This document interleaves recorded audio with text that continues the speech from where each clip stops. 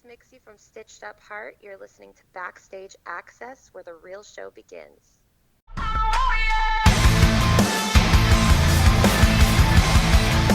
Hey, this is Gus Gressinger here. We're Backstage Access. We are here with Mixi, who's the lead singer of the band Stitch Up Heart. Welcome to Backstage Access, Mixi. Hey, thanks for having me, man. Let's jump right into the sophomore release, Darkness, on Century Records. It was back released a few months ago, I believe March 13th. There's been a lot of positive feedback on this record. Tell us about making the record and working with producer Matt Good.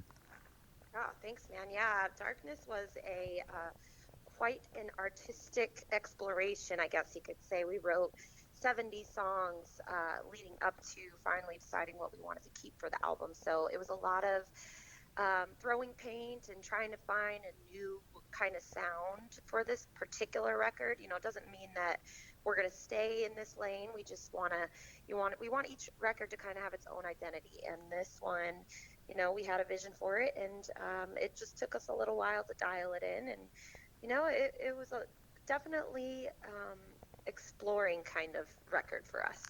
And speaking about going and doing something differently, kind of leads into my next question. Listening to songs like The Skin Problems and Warrior, you can see there's very like an uplifting message, very inspirational. Did this organically happen when you guys were writing? Did you specifically kind of want to put those type of songs on this record? Or did Matt maybe say, "Hey, let's go in this direction"?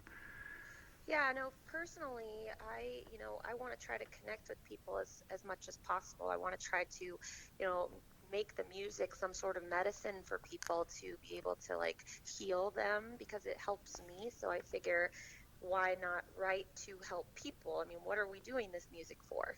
So um, I like to bring people that are maybe in a dark place, as I am at some points as well, and show them they're not the only ones that feel that way sometimes, and that they're not alone in this, and to try to show them that there is hope in the end. And a song that's getting a lot of traction was the first single, Lost, with Godsmack singer Sully Erna obviously sang on this as well. And I want to know how you got Sully to sing on the track. And I know you guys have toured together in the past. Did that have something to do with it, or? Yeah, man. We actually like became friends because my A&R guy set us up on a writing session together, and he was just one of those people that when I met him, we immediately just were best friends. It was just like we'd known each other our whole lives. So he's just really chill and humble, and we got along really well, and just kept in touch over the years, and eventually.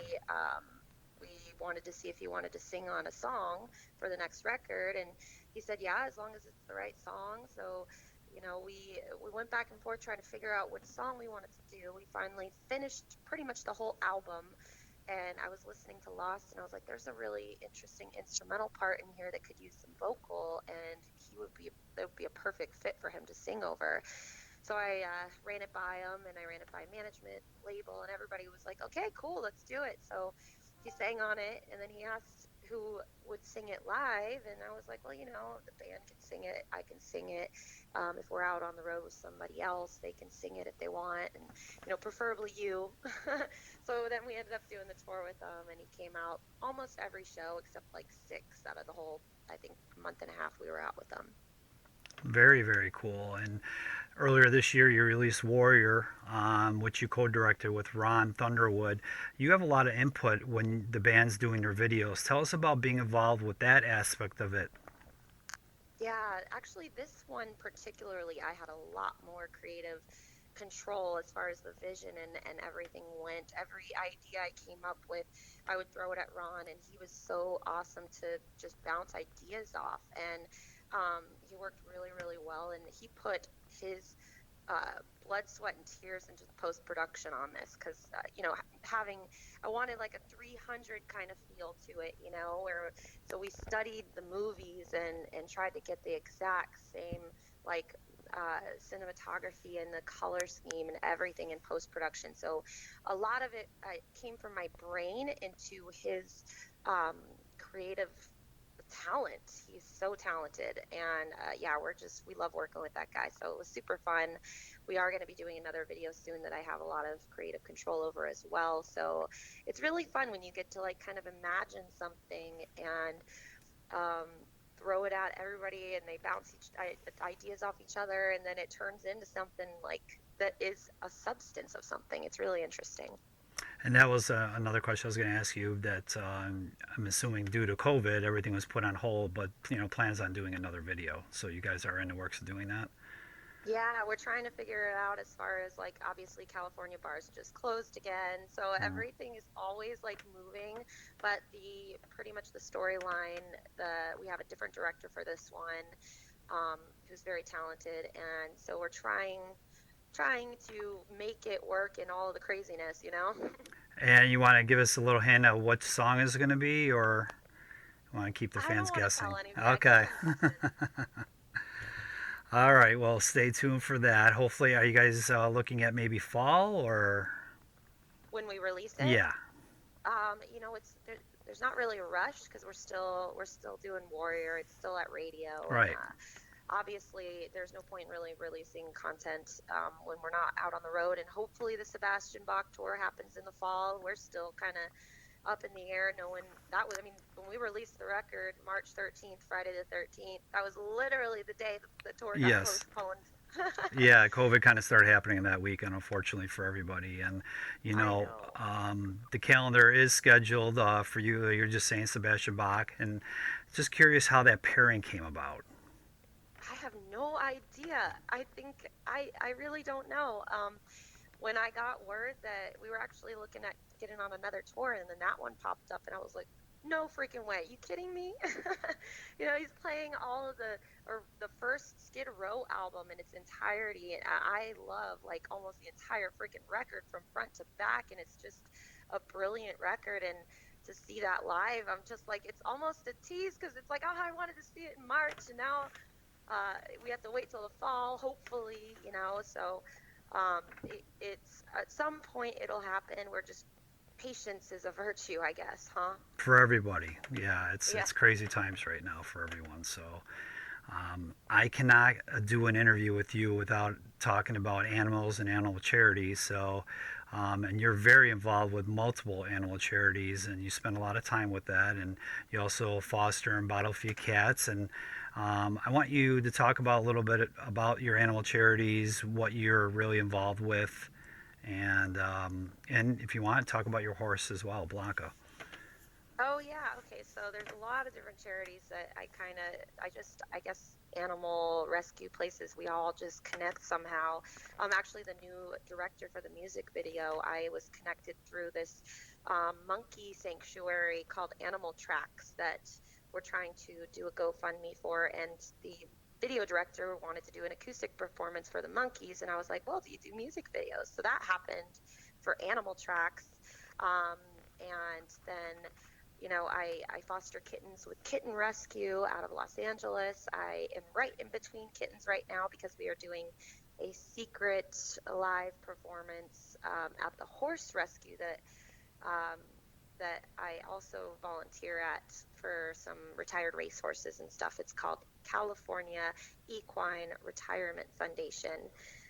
We just moved out to Riverside, so I can't go see Blanca as often as I'd love to. She's actually also a rescue at Big Heart Ranch out in Malibu, and I got pulled into that rescue when the fires happened in Malibu a couple of years ago, and I just started volunteering over there. So I am all over the place. Like anybody that has animals that need help, and I connect with them somehow, and then I end up over there all the time. So right now I'm doing a lot with the California Equine Retirement Foundation and Kitten Rescue, and then Animal Tracks as well.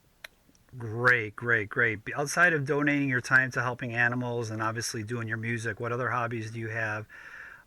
Especially, a lot of artists and a lot of people are taking up hobbies as something like they've never been able to do because they've been on a road or whatnot. And since a lot of people have more time now, is there anything that you kind of always wanted to dive into and you never got the opportunity until now? Yeah, I've actually, in the midst of all of this, we actually bought a house. in the middle of the apocalypse. Our guitar player's father passed away last year of Alzheimer's, and he helped us a little bit with the deposit, a little like angel. So we were able to finally like focus on trying to get a place to live that wasn't a tiny 300 square foot apartment in Santa Monica. So we moved a little outside of Riverside. So we've been working on the house, doing a lot of gardening. I've never purchased so many flowers in my life. I've never planted so many seeds. Like, I am obsessed with sunflowers right now. It's a problem, but yeah, and yeah, I'm perfecting the art of the cupcake. I'm like Susie Homemaker over here. It's so weird, but yeah, we're never home enough to be able to do that kind of stuff. And obviously, in an apartment, as we were living before, there wasn't really like a garden you could create. So it's a different art form, I guess. And it's very relaxing and peaceful. And I ride motorcycles all throughout the countryside here in California. And, really just been riding my bike a lot too. Very cool. Well, we wish you nothing but success with Darkness. It's doing very well. Like I was saying earlier, a lot of positive feedback.